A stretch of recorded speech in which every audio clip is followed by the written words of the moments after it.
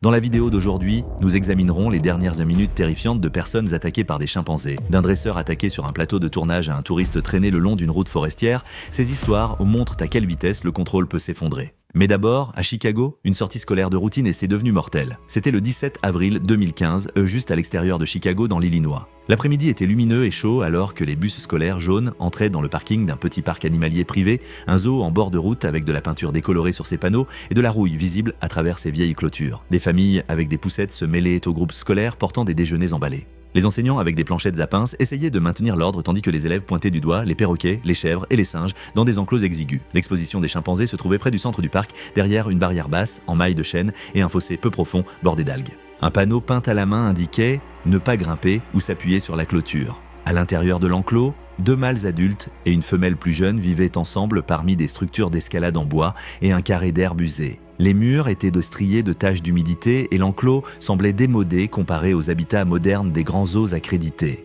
Matthew Collins avait 12 ans, un élève de 6e d'une école publique en sortie scolaire de printemps. Sa mère travaillait de nuit comme infirmière et son père conduisait un chariot élévateur dans un entrepôt local. Il ne voyageait pas beaucoup, mais Matthew aimait les animaux et ne manquait jamais une occasion de les voir de près. Ses professeurs le décrivaient comme brillant mais impulsif.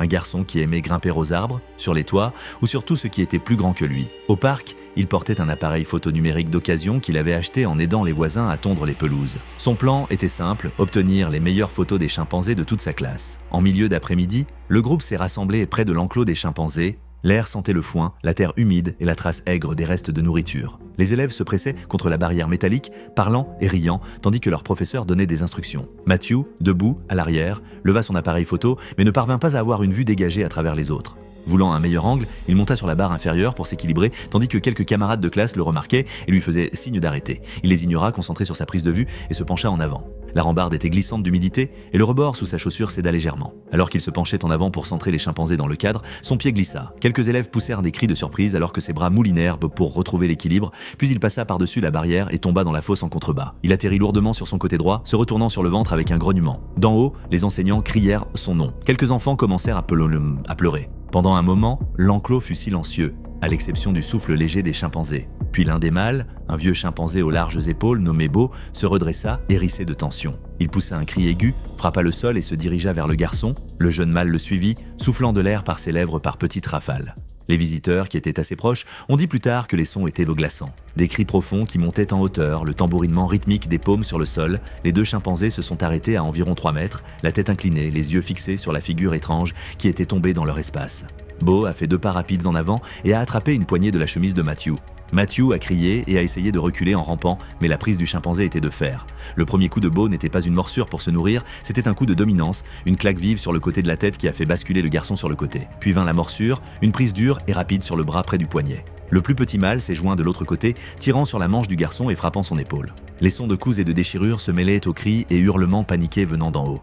Un gardien de zoo posté près d'un enclos voisin a entendu le vacarme et a couru vers l'enclos, criant à la foule de reculer. Il a attrapé un tuyau dans le hangar d'entretien et a pulvérisé dans la fosse le jet à haute pression détournant l'attention des chimpanzés pendant quelques secondes à la fois. Bo a lâché prise, a frappé le sol et a chargé à nouveau, s'arrêtant à quelques centimètres du jet d'eau. Le mâle plus jeune s'est éloigné, tournant en rond tout en poussant des cris. Pendant près de 30 secondes, les 2 chimpanzés ont alterné entre des attaques et des retraites, tandis que les gardiens jetaient des fruits et frappaient des barres métalliques contre la barrière pour les éloigner. Finalement, Bo a lâché prise sur le tissu déchiré de la chemise de Matthew et s'est retiré vers le mur du fond, poussant de grands cris en s'éloignant. Le personnel s'est précipité avec des brancards dès que les animaux ont été sécurisés dans leur cage de détention. Matthew était allongé sur le dos, immobile, à l'exception de respiration superficielle. Son bras droit était gravement lacéré avec des blessures par perforation profonde près du coude et du poignet. Il avait des blessures faciales compatibles avec des coups contondants et une morsure près de l'os de la joue. Les ambulanciers ont travaillé pour le stabiliser, mais il a fait un arrêt cardiaque avant d'arriver à l'hôpital. Il a été déclaré mort à son arrivée, ses blessures étant trop graves en raison de la perte de sang et du traumatisme. Les autorités ont lancé une enquête dans les heures qui ont suivi. Les inspecteurs ont constaté que la barrière autour de l'enclos ne respectait pas les normes de l'État en matière de hauteur ou de confinement secondaire. Le parc, déjà cité 2 fois les années précédentes pour des violations de sécurité, ne disposait pas d'une équipe formelle de réponse d'urgence. Les responsables ont déterminé qu'une combinaison de mauvaises infrastructures et d'erreurs humaines avait permis à l'accident de devenir fatal. La semaine suivante, des conseillers en deuil ont rendu visite à l'école de Matthew. Plusieurs élèves qui avaient été témoins de la chute ont signalé des cauchemars et des crises de panique face au bruit fort. Le parc animalier a temporairement fermé l'exposition des chimpanzés, promettant des barrières plus solides et des protocoles de supervision plus clairs. La tragédie à Chicago a montré comment un lieu public avec des barrières n'a pas réussi à protéger un enfant, mais le danger n'attend pas toujours derrière les clôtures. Parfois, il vit à l'intérieur de la maison déguisé en famille jusqu'au jour où il ne peut plus être contrôlé. C'était le 11 juin 2014 à Stamford, Connecticut. L'après-midi était calme, à l'exception du bruit des tondeuses à gazon et des voitures passant dans le quartier. Les maisons bordaient Rockledge Drive en rangées soignées, chacune avec des pelouses bien entretenues et de petits porches à l'avant. À l'intérieur de l'une de ces maisons, une femme s'apprêtait à faire face à une attaque qui allait choquer toute la communauté. La maison avait l'air ordinaire de l'extérieur, mais ceux qui vivaient à l'intérieur la rendaient différente de toutes les autres maisons du quartier. Belinda Holmes avait 57 ans et avait vécu à Stamford la majeure partie de sa vie. Elle travaillait à temps partiel dans un bureau d'assurance, mais était mieux connue des voisins pour avoir un compagnon inhabituel. Elle possédait un chimpanzé mâle nommé Charlie. Belinda avait obtenu Charlie alors qu'il était encore un bébé, ignorant les lois de l'État interdisant la possession privée de tels animaux. Elle l'élevait comme un enfant, l'habillant, le nourrissant à table et le transportant dans sa voiture. Ses amis disaient qu'elle lui était dévouée et croyaient pouvoir le contrôler comme d'autres contrôlent leurs animaux de compagnie. Pendant des années, Charlie était une attraction locale. Les enfants le fixaient quand il regardait par les fenêtres. Les voisins regardaient Belinda le promener en laisse dans le jardin. Elle le traitait comme un membre de la famille et le défendait chaque fois que quelqu'un exprimait des inquiétudes. Mais il y avait des signes avant-coureurs. Charlie avait beaucoup grandi au fil des ans. À l'âge de 12 ans, il pesait plus de 122 livres. Belinda avait du mal à le retenir quand il s'énervait, mais elle insistait sur le fait qu'il était doux et incompris. La maison montrait des années de vie avec l'animal. Les meubles étaient griffés et abîmés par ses escalades. L'air sentait souvent le musc animal. Charlie se déplaçait librement dans les pièces, de la cuisine au salon, jusqu'au petit jardin. En ce jour de juin, le temps était chaud et les fenêtres étaient ouvertes.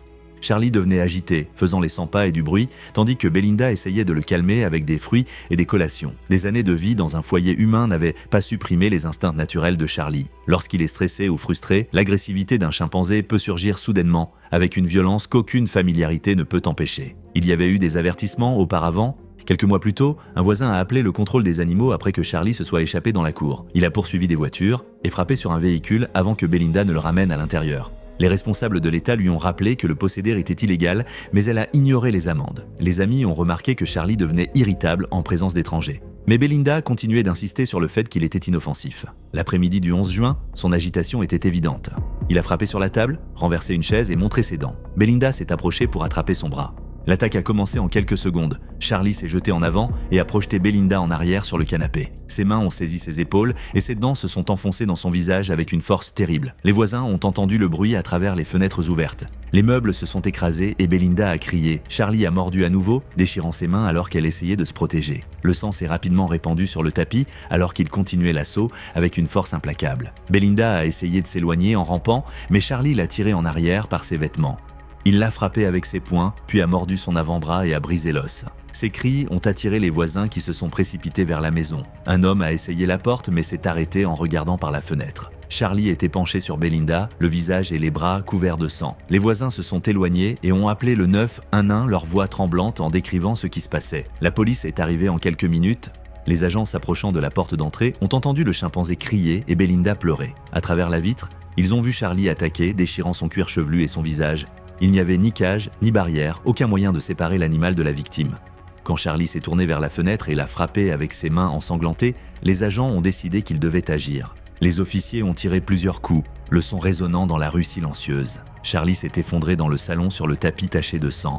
Les officiers se sont précipités à l'intérieur et ont tiré Belinda de sous son corps. Elle était à peine consciente, son visage détruit et ses mains mutilées. Les ambulanciers ont travaillé rapidement, mais les dégâts étaient graves. Elle a été transportée par hélicoptère vers un centre de traumatologie avec des blessures cérofaciales critiques, un traumatisme sévère aux 2 mains nécessitant une amputation et une perte de sang massive.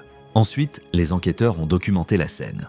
Les meubles étaient renversés, les murs éclaboussés de sang et Charlie gisait là où il était tombé. Le téléphone de Belinda a été trouvé sur le comptoir de la cuisine, maculé de sang. Le dernier appel qu'elle a essayé de passer au 911 n'a jamais été complété. Les voisins se rassemblèrent à l'extérieur, ébranlés par ce qu'ils avaient vu. Ils ont dit aux journalistes que les cris resteraient avec eux pour toujours. Belinda a survécu, mais sa vie a complètement changé. Elle a subi plusieurs interventions chirurgicales et est restée défigurée, nécessitant des soins constants. L'affaire a attiré l'attention nationale sur les dangers de garder des animaux exotiques comme animaux de compagnie. Les législateurs du Connecticut ont adopté des lois plus strictes et ont interdit entièrement la possession privée de chimpanzés. La maison a finalement été vendue. Les nouveaux propriétaires connaissaient l'histoire liée à la propriété. Belinda croyait que des années de routine rendaient son chimpanzé sûr.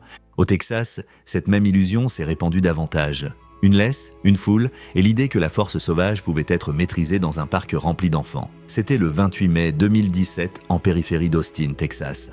Le long d'un méandre de la rivière Colorado, quelques familles s'étaient rassemblés pour un barbecue de la journée du souvenir sur un site de pique-nique loué en privé, une parcelle tranquille d'herbe bordée de chênes verts et d'eau libre. Les voitures étaient égarées le long de la route d'accès en terre et les enfants jouaient près des grilles tandis que les adultes déballaient la nourriture et les chaises pliantes. La chaleur de l'après-midi scintillait sur l'eau. Près d'un groupe de tables au bord de la rivière, un invité avait apporté un animal que la plupart des gens ne voyaient que derrière une vitre. La victime était Daniel Ortiz, âgé de 36 ans, un entraîneur d'athlétisme au lycée qui habitait à quelques kilomètres de là. Il courait sur le sentier la plupart des week-ends et rencontrait des amis pour des barbecues quand le temps était clair. Connu pour sa fiabilité, Daniel était du genre à apporter de l'eau et de la crème solaire en plus pour ceux qui oubliaient. Ce jour-là, il avait terminé une boucle de 8 km et s'était arrêté au rassemblement après qu'un ami lui ait envoyé un message au sujet du barbecue au bord de la rivière. Il remarqua le petit groupe près des tables et s'approcha par curiosité. Daniel avait des raisons de se sentir à l'aise avec les animaux. Il faisait du bénévolat dans un refuge local et avait aidé à calmer des chiens anxieux avant les événements d'adoption. Il gardait une distance respectueuse, restant derrière une poubelle basse et maintenant de l'espace. Le chimpanzé portait un harnais et le propriétaire parlait avec les spectateurs tout en distribuant de petits morceaux de fruits. Daniel voulait une photo nette pour montrer à ses élèves preuve de la chose étrange qu'il avait vue un dimanche ordinaire. Il s'avança de quelques pieds, tenant son téléphone et cherchant un angle dégagé au-delà du groupe de personnes.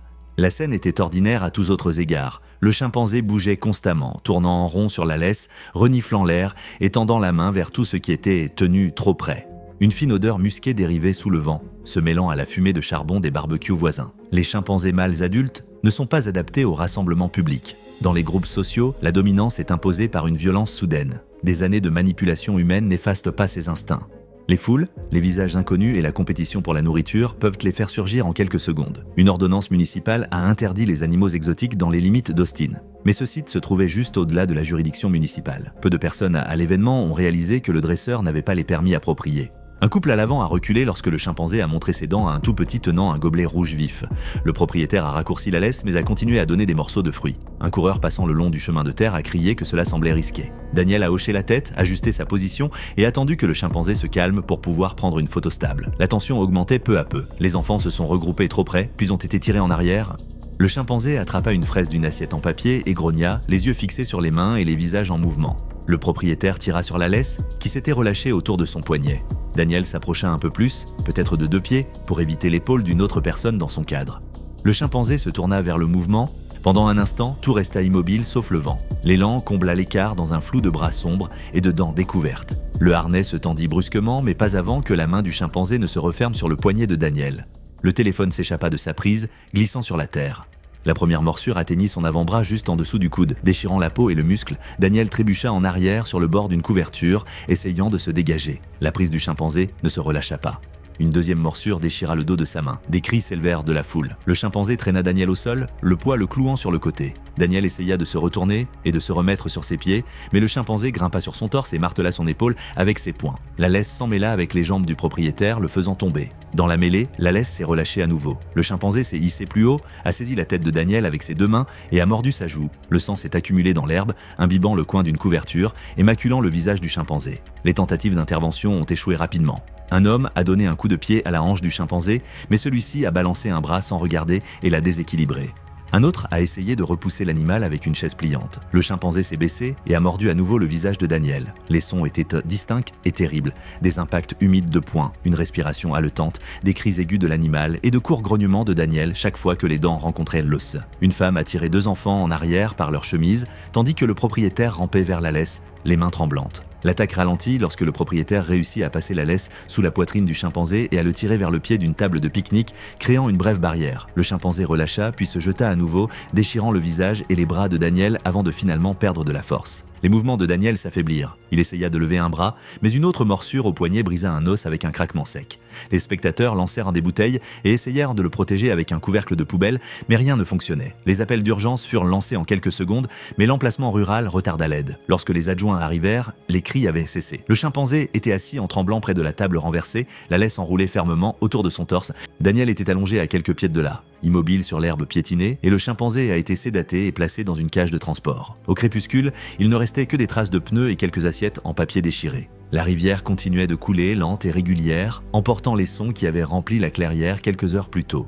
Une attaque avait dispersé quelques dizaines de personnes près d'une rivière. La suivante se déroulerait dans un studio de télévision où il n'y avait pas d'échappatoire aux caméras. C'était le 14 septembre 2018 à Los Angeles, Californie. Le soleil du matin traversait le terrain d'un petit studio de production indépendant niché entre des entrepôts et des plateaux de tournage. Les membres de l'équipe ont poussé des chariots d'équipement d'éclairage en place, tandis que les caméras étaient disposées autour d'un décor de salon mis en scène. Le segment devait être simple, une démonstration animale pour une émission de talk-show de jour filmée par une filiale locale. Le chimpanzé amené pour le tournage avait été entraîné pendant des années, mais la pression des lumières, de la chaleur et de dizaines de personnes inconnues à proximité s'avérerait trop forte. Kevin Harris, 41 ans, était un dresseur d'animaux exotiques expérimenté qui avait passé 2 décennies à travailler sur de petits contrats à travers l'État. Il avait construit sa carrière sur la patience et la constance, apprenant aux espèces sauvages à tolérer les environnements humains par un conditionnement progressif. Les emplois s'étaient réguliers mais pas glamour, des assemblées scolaires, des publicités locales et de petits projets télévisés. Cette apparition n'était qu'un autre chèque de paie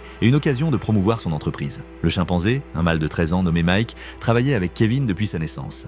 À 57 kg, Mike était pleinement mature, fort, intelligent et imprévisible lorsqu'il était stressé. Kevin disait souvent que l'animal connaissait le rythme de la vie de production, qu'il pouvait rester calme malgré le bruit et le mouvement, mais les dresseurs familiers avec les chimpanzés connaissaient la vérité. L'âge adulte change tout. Les mâles qui toléraient autrefois les foules devenaient souvent volatiles une fois que les instincts de dominance s'affinaient avec l'âge. Le plateau lui-même était modeste, un canapé, une table basse et un décor peint sous une grille de lampes de studio chaude. Les membres de l'équipe ajustaient le câblage et les perches de son tandis que l'animatrice révisait ses répliques. Mike était assis sur un tabouret bas à côté de Kevin, portant seulement un collier léger et une laisse. Il se déplaçait constamment, tirant sur la sangle et scrutant les visages inconnus. Avant que les caméras ne tournent, un coordinateur de sécurité animale, un consultant requis pour les tournages impliquant des animaux vivants, a suggéré de retarder le segment. Mike montrait des signes de stress, se déplaçant nerveusement, montrant les dents et tirant brusquement sur la laisse. Mais le réalisateur a insisté pour continuer. Le planning était serré et la lumière du soleil à travers les fenêtres changeait déjà. Kevin a rassuré tout le monde en disant que tout allait bien, offrant à Mike de petits morceaux de banane pour le calmer. La tension semblait s'atténuer, du moins pour le moment. Alors que l'enregistrement commençait, la pièce s'éclaira sous les lampes. L'animateur sourit pour le plan d'ouverture, lisant des lignes sur la sensibilisation à la faune. Kevin guida Mike plus près, lui faisant signe de saluer. Un tour qu'ils avaient répété d'innombrables fois. Pendant quelques secondes, tout fonctionna. Puis le micro perche descendit bas, projetant une ombre qui balaya le visage de Mike. Sa posture changea instantanément, épaules voûtées, lèvres retroussées. Un faible cri de pan résonna sur les murs. Kevin se tourna vers lui, voix basse, tendant la main pour le calmer. Ce bref contact rompit l'équilibre. Le chimpanzé se jeta de côté. La laisse se tendit brusquement alors que Kevin tombait en arrière, le tabouret claquant sur le sol. Les mains de Mike s'abattirent en frappes rapides, ses poings martelant la poitrine de Kevin. La pièce se remplit de bruit, de cris, de hurlements, du fracas de l'équipement qui basculait. Un technicien du son trébucha contre un pied de lumière. Quelqu'un cria de couper le courant. Kevin essaya de protéger son visage, mais les mâchoires de Mike se refermèrent sur son bras, juste en dessous du coude. La morsure déchira muscles et tendons. Le sang éclaboussa le tapis alors que Kevin se tordait, essayant de se libérer. Le chimpanzé relâcha et frappa à nouveau, une autre morsure à l'épaule, un autre coup de poing. L'animateur s'enfuit du plateau. Les membres de l'équipe criaient pour la sécurité. Un homme balança un trépied pour interrompre l'attaque, mais Mike esquiva, agrippant la chemise de Kevin et le traînant vers le mur. L'impact fissura l'un des boîtiers de caméra. Les cris du chimpanzé devenaient plus aigus, rythmiques et mécaniques, chaque son correspondant à un coup ou une morsure. Les mouvements de Kevin ralentissaient, son bras gauche pendait inerte.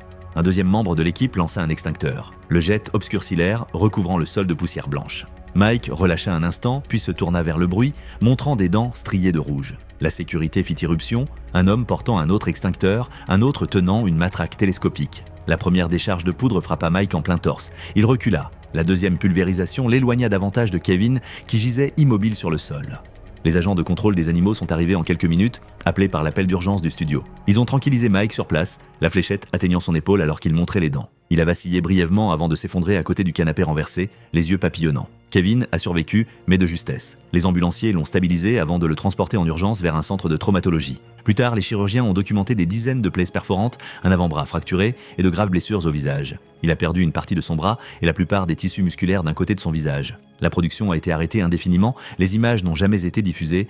Dans les suites, les enquêteurs ont cité des manquements au protocole et un mépris pour l'avertissement du consultant en sécurité. Pour Kevin, la leçon a eu un coût insupportable dont il passerait le reste de sa vie à se remettre. Ce qui a commencé à Los Angeles avec des lumières vives et une formation minutieuse n'a toujours pas pu contenir un chimpanzé une fois que l'instinct a pris le dessus. Loin des caméras, dans les forêts d'Ouganda, il n'y avait ni barrière ni dresseur.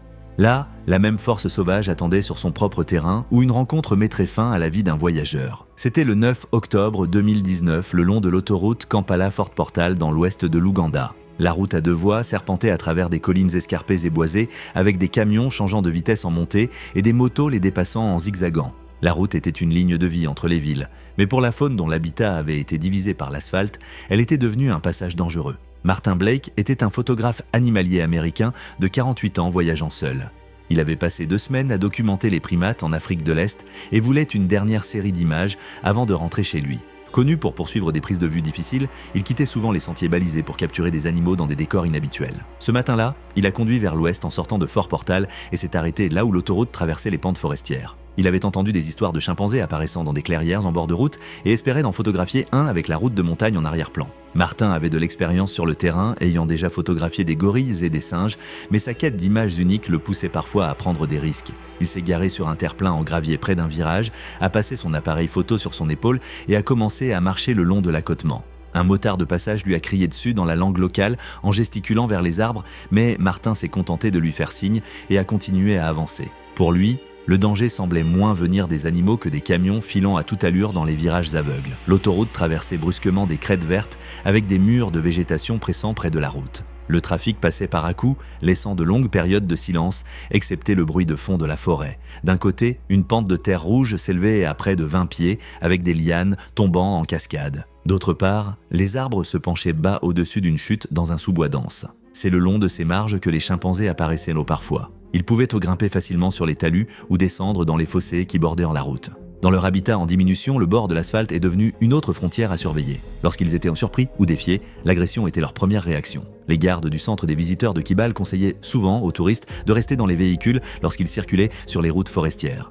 Les chauffeurs de camions ont signalé des observations occasionnelles de chimpanzés près des virages où les arbres fruitiers poussaient près de l'autoroute. Les habitants évitaient de marcher seuls le long de ce tronçon, surtout le matin quand les animaux étaient les plus actifs. Martin en avait été informé à son lodge la veille au soir. Il l'a ignoré en raisonnant qu'il avait travaillé en toute sécurité autour des gorilles dans des conditions plus strictes.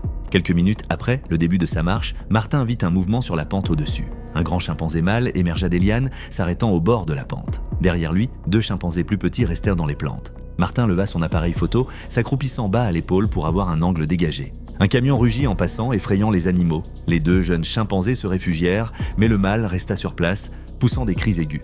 Martin continua de cliquer, zoomant pour un gros plan. Il avança sur la voie, ignorant que le chimpanzé avait commencé à descendre vers lui. La descente ne prit que quelques secondes. Le chimpanzé tomba sur l'asphalte avec un bruit sourd, réduisant la distance à 4 pattes.